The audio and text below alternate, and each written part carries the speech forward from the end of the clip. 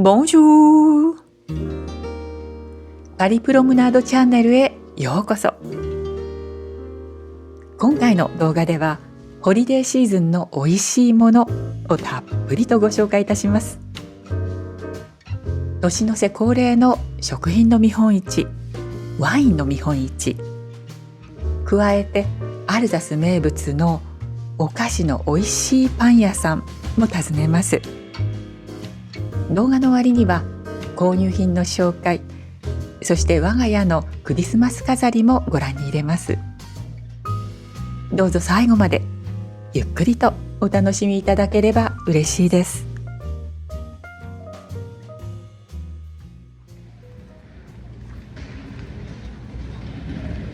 12月のパリ。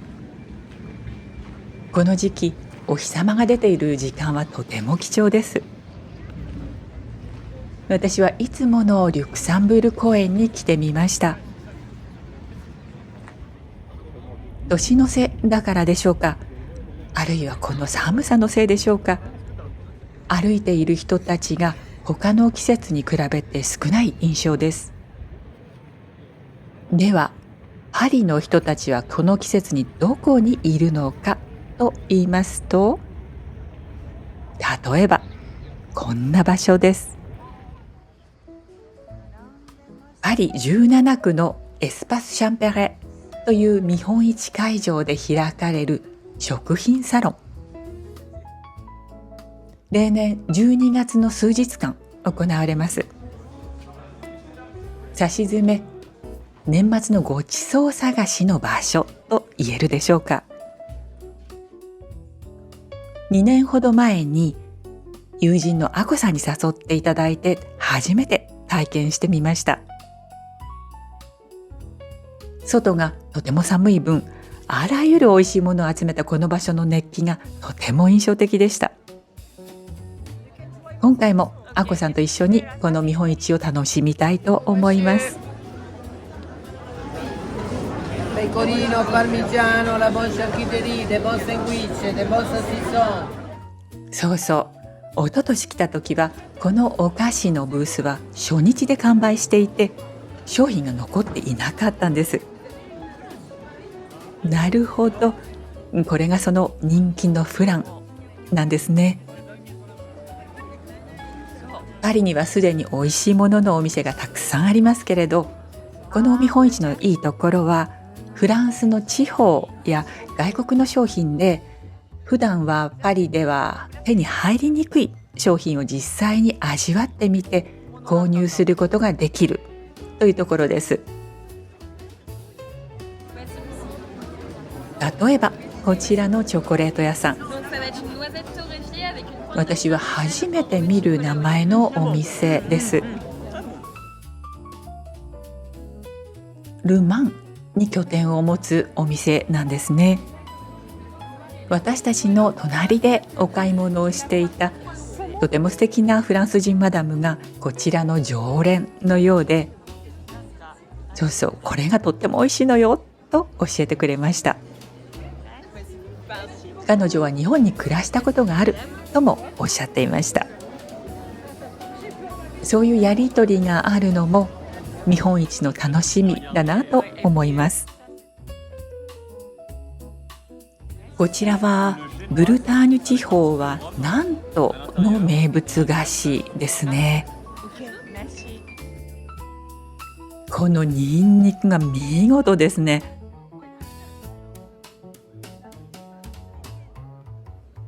こちらは蜂蜜のブース。すごくたくさん種類がありますね。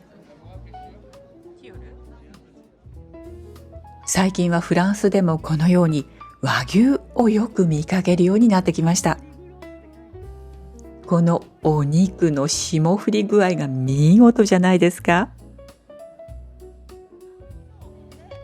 こちらのブースは種を食べるという言葉がブランドの名前になっているようで、さまざまな種、あるいはナッツなどをこんな風に食べやすくブレンドしているようです。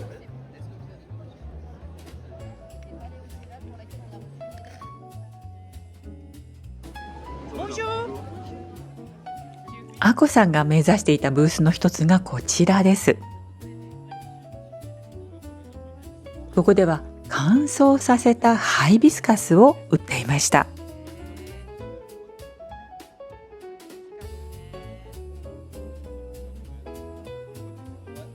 アーモンドをカラメリゼしたもの、ごまがまぶしてあります。これはもう間違いない美味しさです。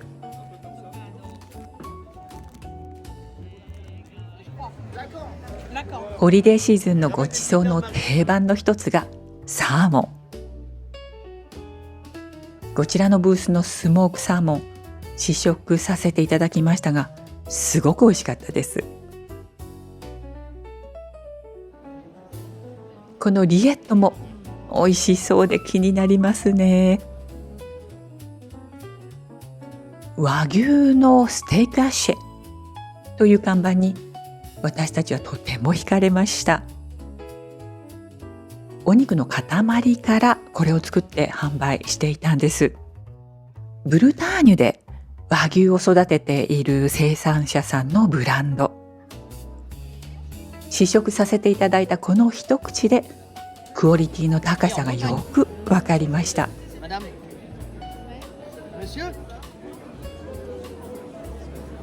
こちらのブースは栗製品の専門店なんですね。こちらのムッシュのスタイルがなかなか素敵と私は思いました。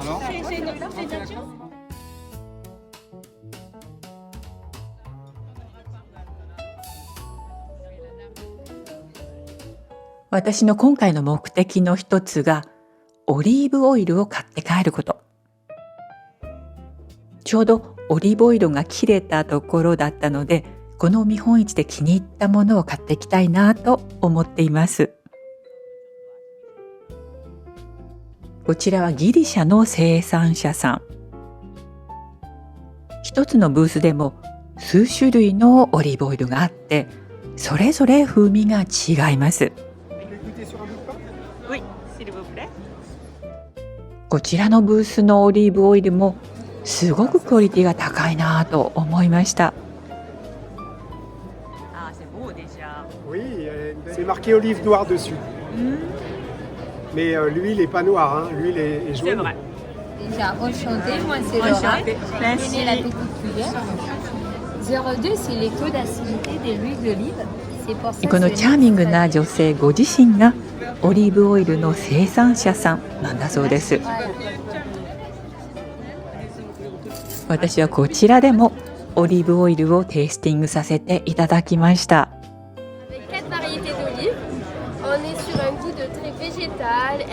どちらのブースのも甲乙つけがたい、すごく決めかねています。こちらには乾燥キノコがたくさん。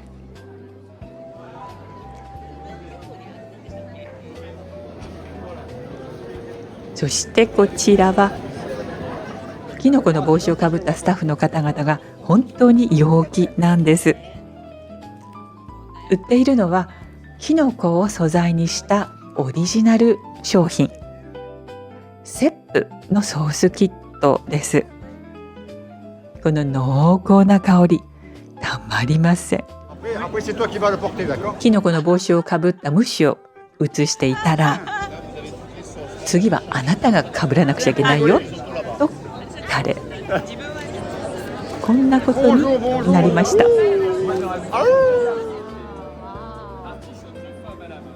これはアーティチョークのペーストです。こちらはアーティチョークのバジル風味。どれも魅力的ですね。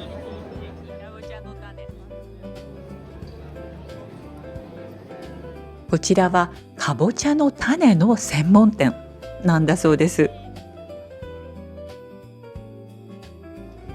かぼちゃの種を使ってペストにしてあります。パスタとかにもいいですよね。まあ見事なくるみですね。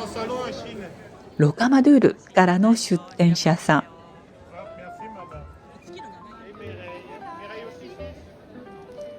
行ってみたいなと思わせる風景です。このブースもとっても興味深いです。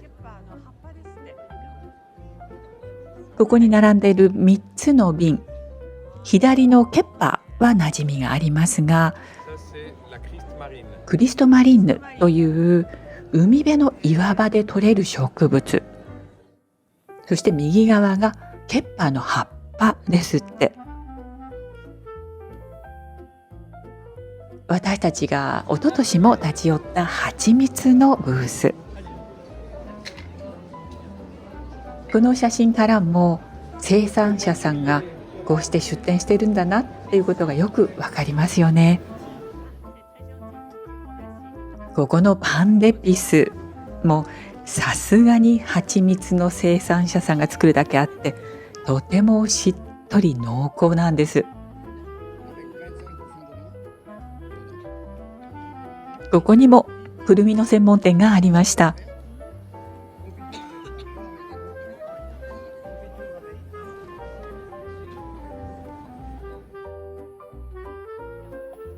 あら、こちらにはローズウォーターがありました。モロッコの旅を思い出す、そんな香りです。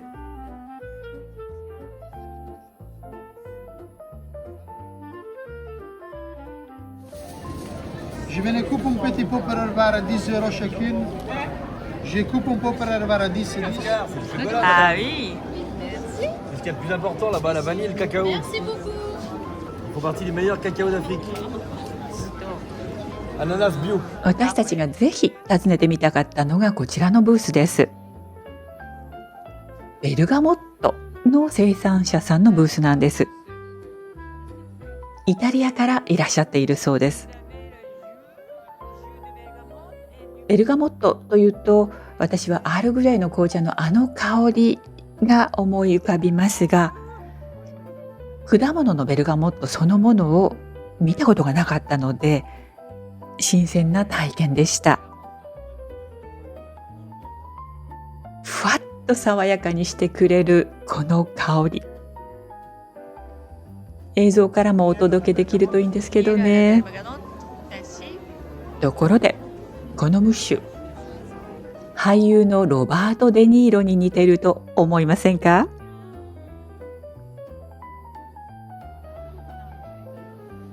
この見本市にはおそらく200件くらいのブースが出ていますから、ざっと見て回るだけでも私たちはすっかり疲れてしまいました。ちょこちょこと試食はしていたので、そこまでお腹は空いていないんですが、やはりここで一度座って気持ちを落ち着けましょう。この見本市に来ると私が惹かれてしまうのはアリゴです。オーベルニュ地方の名物のじゃがいものピュレというか、このお餅のようなテクスチャーがすごいでしょ。これにソーセージを添えたプレート、私たちはこの一皿を半分ずついただいてかなり満足。するとお隣のムッシュはソーセージ2本とアリゴをお一人であっという間に平らげていらっしゃいました。さて、私が何を購入したかは後ほどご紹介しますね。この季節恒例の見本市がもう一つあります。サロン・デ・ヴァン・デ・ヴィニョン・アンデポンドン、ワインの見本市で、自分の畑でブドウを育て、自分のセラーで醸造し販売もする作り手さんたちの団体が主催するものです。まず入場料を払ってこのグラスを受け取ります。ですが、以前ここで何度か購入していたりすると、生産者さんから招待状が届いたりします。日本一には1000軒ほどの生産者が参加するとも言われていて、ここで年末のワインを買い出しするという人も少なくないはずです。この見本市が面白いのは、出店者さんはみんな同じ条件であるということ。同じ規模のブースが割り振られていて、例えば産地とか知名度に左右されずに、純粋に来場者と生産者の出会いが楽しめるようになっています。全部回るというのはまず不可能でしょう。何かテーマを決めた方がいいです。今回の私のテーマはアルザス。数年前に日本のワイン雑誌の取材で訪れた生産者さんの何軒かがここに出店しているようなので、それらのブースを回りたいと思います。雑誌取材の時はこのワイナリーのセバスチャンさんにインタビューさせていただきました。今回の見本市にはセバスチャンのご両親ジャンルイさんとファビエンヌさんがいらっしゃっていました。こちらはエギサイム村のワイナリーアルノーさんのブース。一口にアルザスワインといっても品種も味わいも本当にバリエーション豊か。そしてもう一軒がこちらです。ジュリアンさんの笑顔が見えました。C'est le Lyman, c'est en sylvaner. Ah, Sylvaner, j'adore Sylvaner. Et ouais, surtout celui-là, c'est cette parcelle ici. Prononce comment? Holderhorst.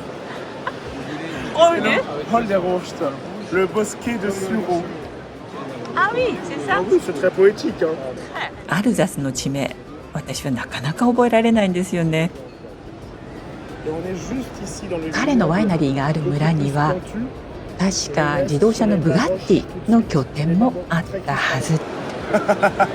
que c'est bien comme この ça. ブースに伺って、しかも彼の笑顔を見たら、私はなんだかとっても楽しい気分になってしまい、 T'as vu ça? いろいろとテイスティングさせていただきました。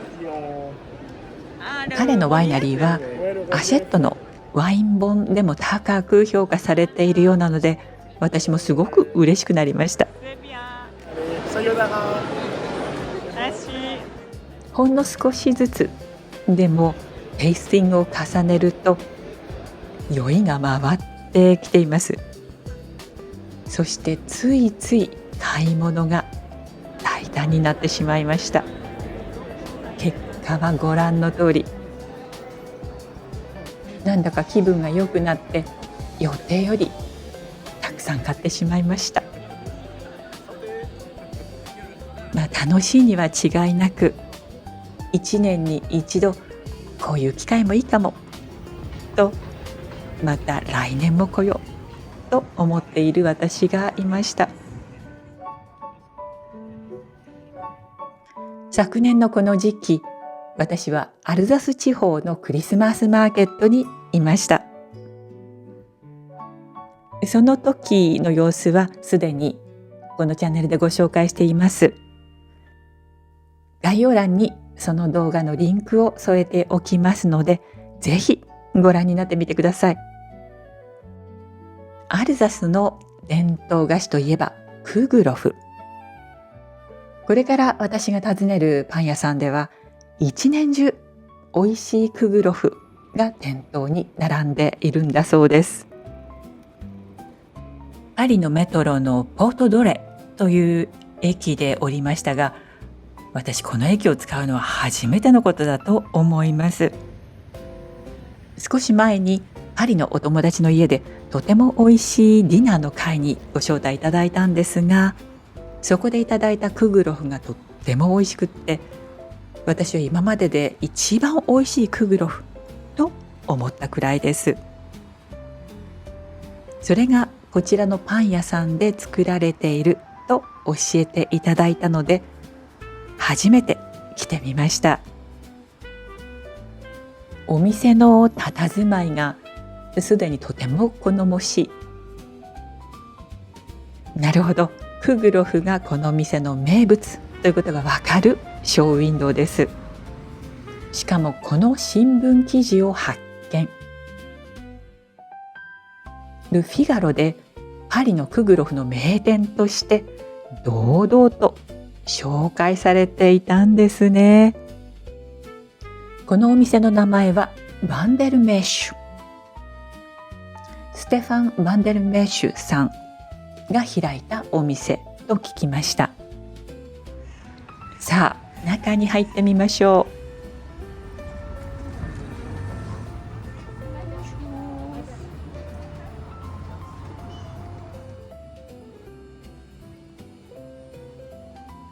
さまざまな大きさのクグロフがずらりと並んでいます。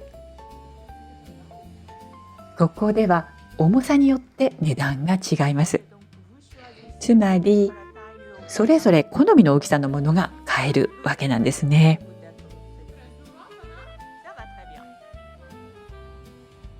ステファン・バンデルメッシュさんは独立してこのお店を持つ前にはフォッション、ラデュレ、そしてピエール・エルメの下でも働いたご経験があるようです。ショーケースを見ますとサレ、つまり甘くない食事用のクグロフというのもありました。シュトーレンもありますね。さて、家に戻って今回の購入品の紹介といたしましょう。まずはこちら、アカシアの蜂蜜です。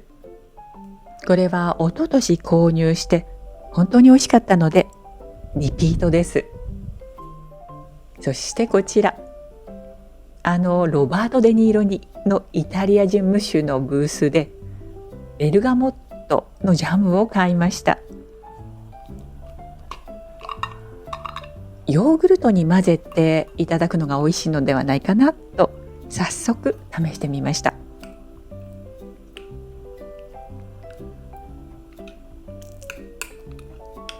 もしかしたら紅茶にそのまま溶かしたりしても美味しいかしら。オリーブオイル。結局私はギリシャのブースのものを選びました。普段はギリシャのオリーブオイルってほとんど馴染みがありませんので、この機会にと思ってこちらを求めました。そして最初のチョコレート屋さんでは日持ちのするものをと思ってショコラショーの素を買いました。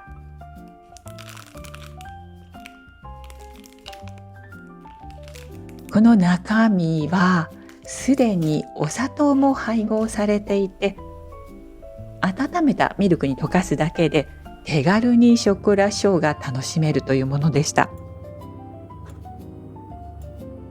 牛乳に溶けやすくダマにならないところがいいですね。結構しっかりと甘いので分量は好みに応じて加減した方が良さそうです。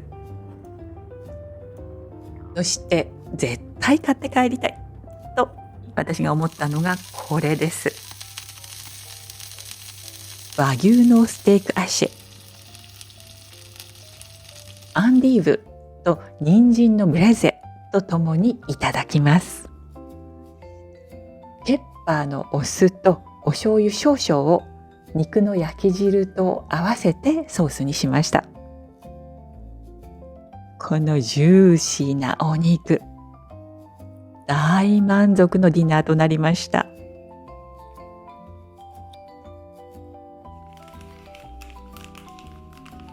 そしてこちらもお楽しみ。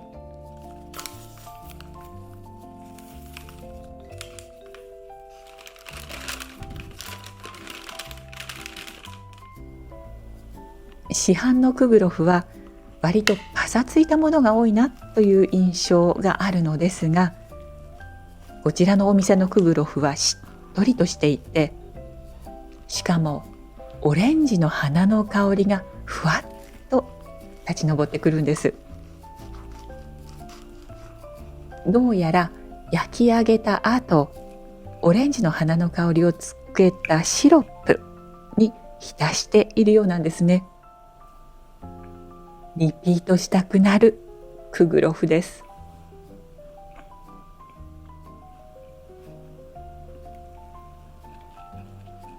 動画の締めくくりに今年の私のクリスマス飾りをご紹介したいと思います。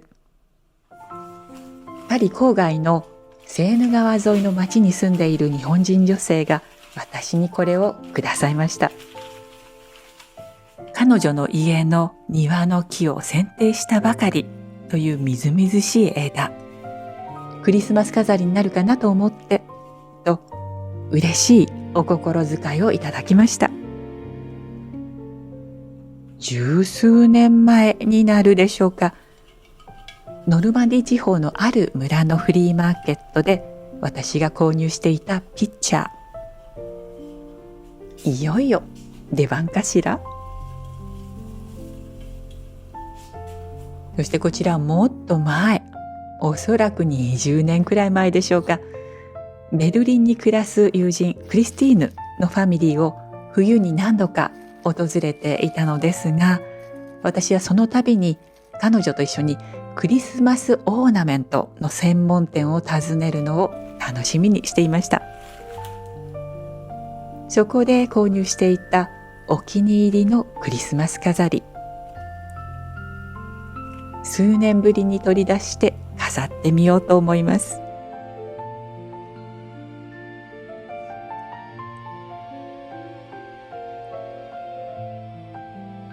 そしてこれもベルリンのお店で購入したオブジェ。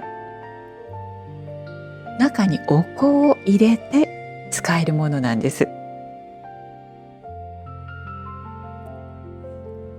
かすかにですが、口から煙が出ているのがわかりますか？なかなか可愛いでしょ？最後までご覧くださいましてどうもありがとうございました。今回の動画はいかがでしたでしょうか？もしもこの動画が良かったと思われたら、ぜひ高評価をお願いいたします。チャンネル登録もとても励みになります。お寄せいただく温かいコメントにとても力づけられております。どうもありがとうございます。どうぞ皆様、素敵なホリデーシーズンを、そして良い新年をお迎えくださいませ。Bonne fête!